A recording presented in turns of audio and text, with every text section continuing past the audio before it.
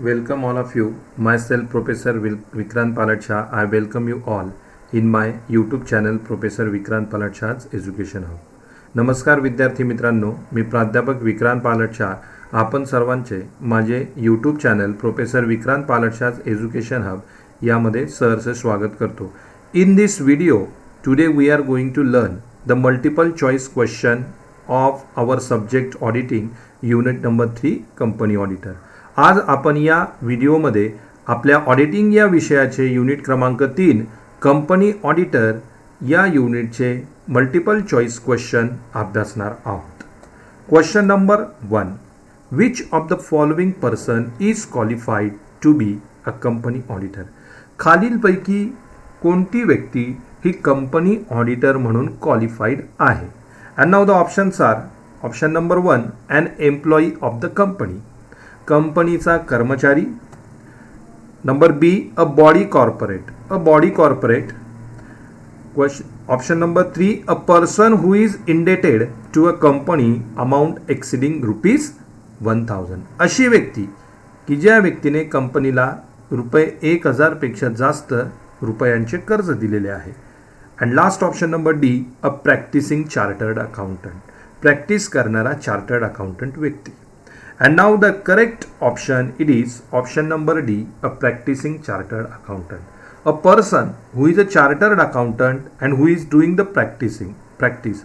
Only that person from these 4 options is eligible, is qualified to work as company auditor. म्हणजे जी व्यक्ती स्वतः practising chartered accountant आहे तीच व्यक्ती या 4ही ऑप्शन पैकी फक्त कंपनी ऑडिटर म्हणून काम बघू शकेल. Therefore the correct option is option number D, a practising chartered accountant. Next question number 2.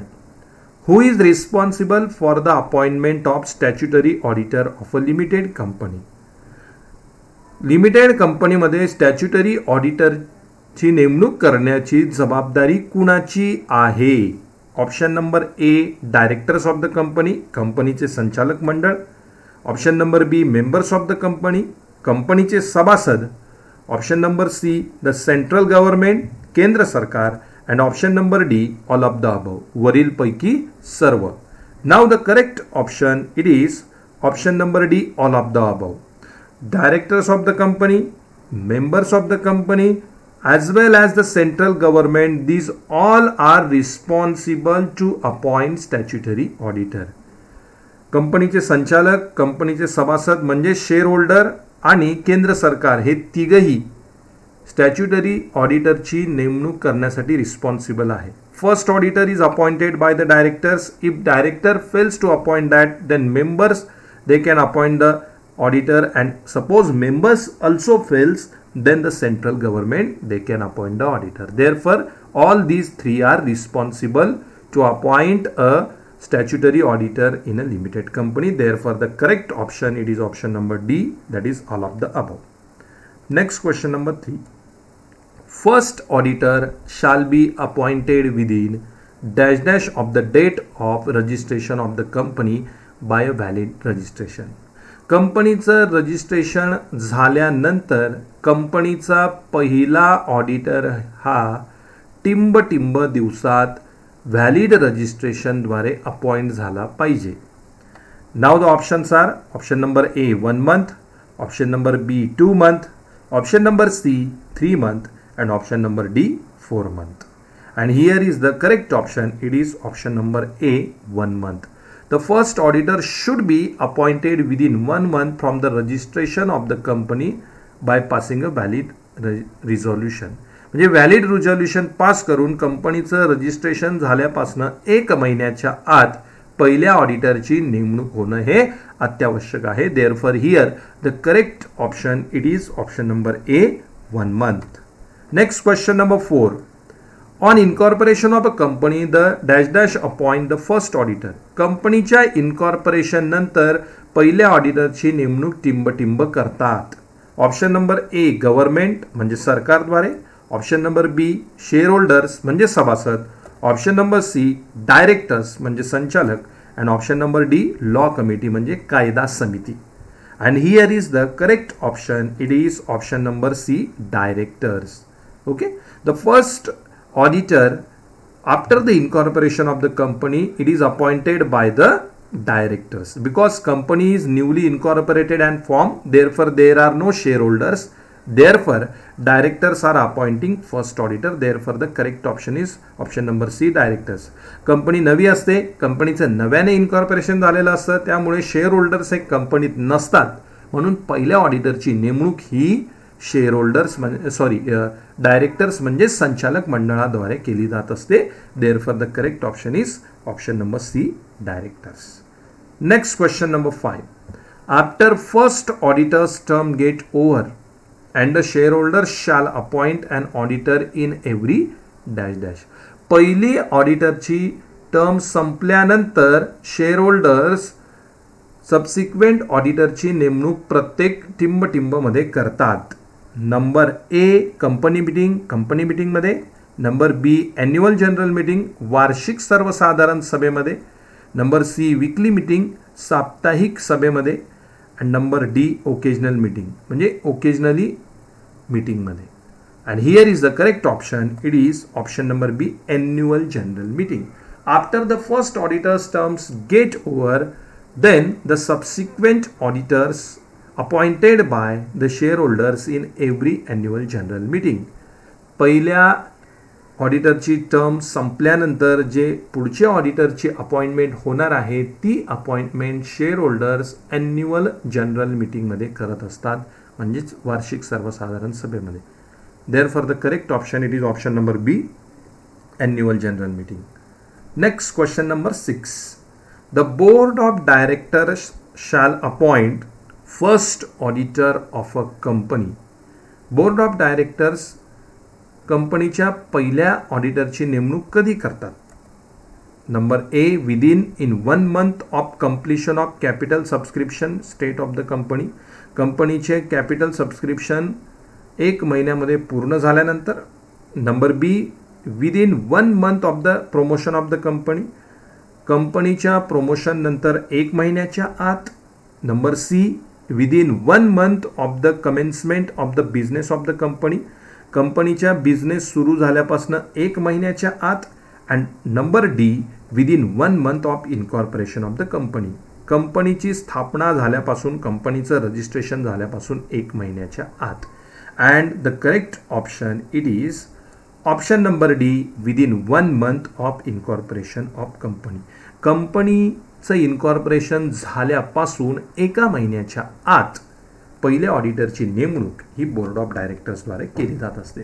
Therefore here the correct option is option number D, within 1 month of incorporation of the company.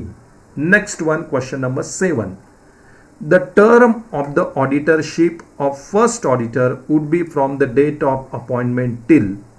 पहिला auditor जो कंपनीमध्ये नियुक्त केलेला आहे त्याची term ही date of appointment पासनं टिंबपर्यंत असते. Option number A, first annual general meeting, पहिल्या वार्षिक सर्वसाधारण सभेपर्यंत. Option number B, first year end, पहिलं वर्ष संपेस तोपर्यंत. ऑप्शन नंबर सी, 12 months 12 महिन्यांसाठी. And option number D, 24 months म्हणजे 24 महिन्यांसाठी. And here is the correct option. It is option number A, first annual general meeting.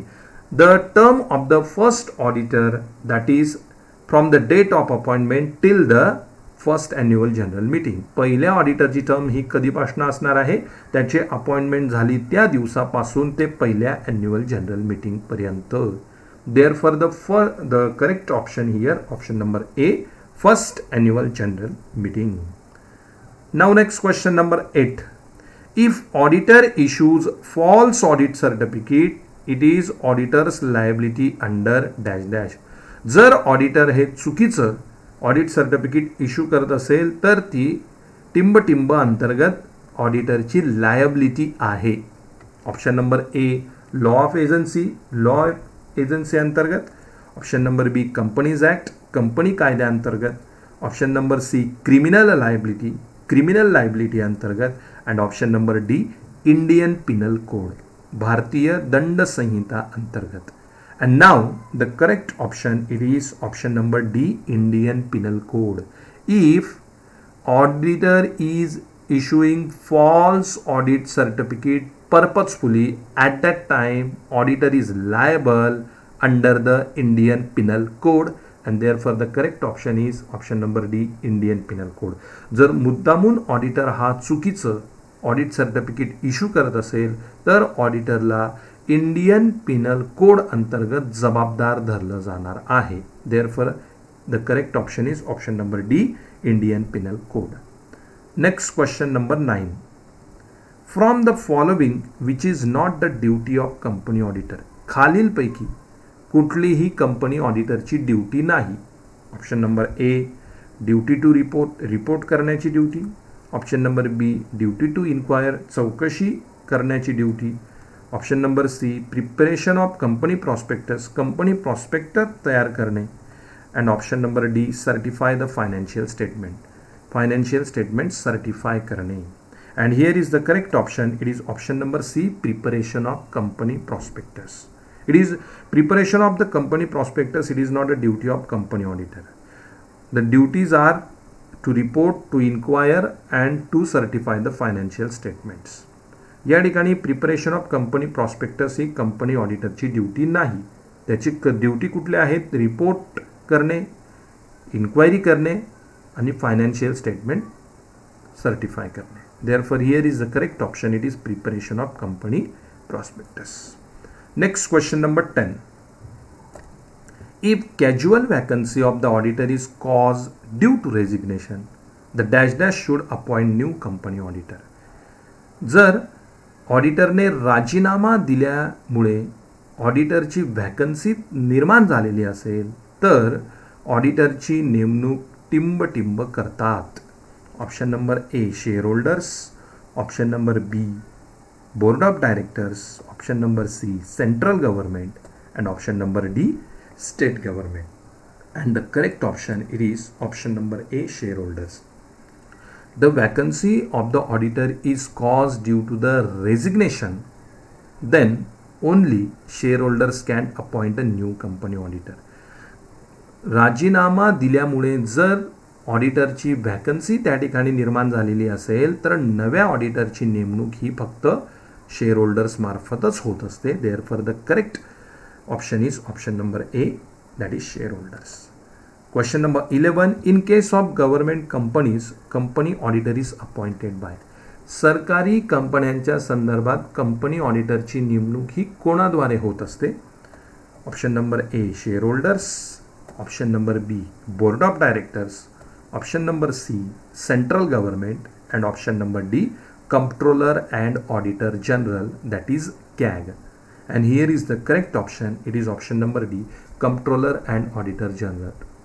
The auditor for the government companies, public sector undertakings or government owned companies, that is done by the Comptroller, Auditor and General, that is CAG.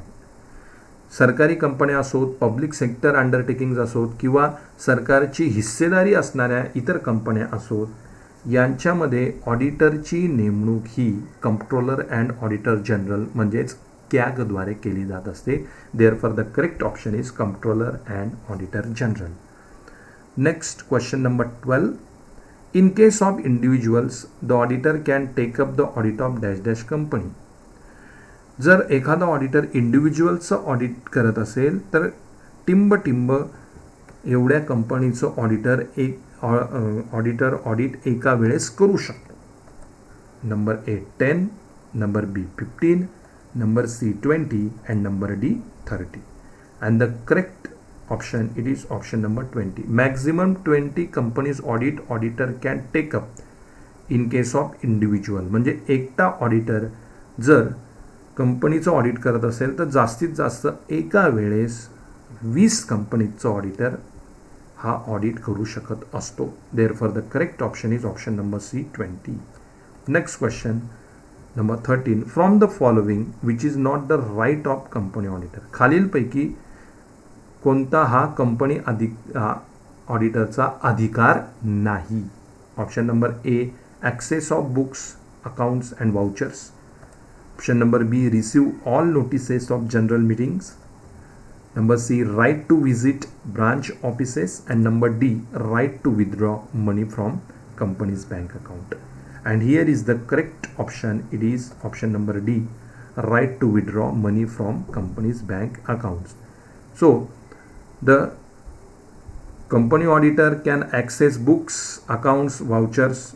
He also receives the notices regarding annual general meetings, and he also visit branch offices of the company, but he cannot withdraw any money from the company's bank accounts. Therefore the correct option it is option number D, right to withdraw from money from company's bank account. Auditor हा कंपनीचे books, accounts, voucher check करू शकतो. कंपनीच्या सर्व general मीटिंग्सच्या notice मिळवण्याचा त्याला अधिकार असतो. त्याच प्रकारे कंपनीच्या कुठल्याही ब्रांचला व्हिजिट करण्याचा अधिकार त्याच्याकडे आहे. परंतु कंपनीच्या बँक अकाउंटमधून कुठल्याही प्रकारचा पैसा ऑडिटर हा विड्रॉ करू शकत नाही. Therefore here the correct option it is option number D, right to withdraw money from company's bank accounts. Next question number 14. Appointment of company auditor is done according to section dash dash of Companies Act. Company ऑडिटरची नेमणूक ही company कायदा section टिंबनुसार केली जाते. That is section 243, option number A. Option number B section 244, option number C section 246 and option number D section 97. So here is the correct option. It is option number B. It is section 244. According to section 244 of Companies Act, the appointment of company auditor is done. Section 244 company कायद्यानुसार company ऑडिटरची नेमणूक ही केली जात असते. And now the last question number 15. The auditor may be sued in a civil court for damages arising out of negligence in the performance of his duties according to dash dash. मुद्दामून company ऑडिटरने आपल्या ड्युटीजकडे दुर्लक्ष केलेलं आहे आणि त्यामुळे जर कंपनीचं काही नुकसान झालं असेल तर कंपनी ऑडिटरला टिंबद्वारे सिव्हिल कोर्टमध्ये जबाबदार ठरवलं जात असतं. Option number A law of agency अंतर्गत.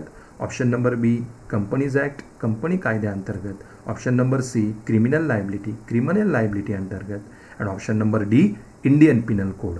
And here is the correct option, that is law of agency. If purposefully auditor is negliging his performance in regarding his duties and suppose any damage arise to the company due to this, then auditor may be sued according to the law of agency in civil court. आपल्या ड्युटीजकडे दुर्लक्ष केल्यामुळे जर कंपनीला काही नुकसान झालेलं असेल तर लॉ ऑफ एजन्सी अंतर्गत ऑडिटरला सिव्हिल कोर्टमध्ये जबाबदार ठरवलं जात असतं. Therefore here the correct option is option number A law of agency. So in this way we have studied all the MCQ question regarding the unit number 3 of our syllabus auditing, that is company auditor. I request all of you, for such videos kindly subscribe my YouTube channel Professor Vikrant Balarshah's Education Hub, as well as press on the notification icon. मी तुम्हाला सर्वांना विनंती करतो की अशाच व्हिडिओसाठी माझे YouTube channel professor Vikrant Baltashah education hub subscribe करा आणि नोटिफिकेशन आयकॉनवर सुद्धा प्रेस करा.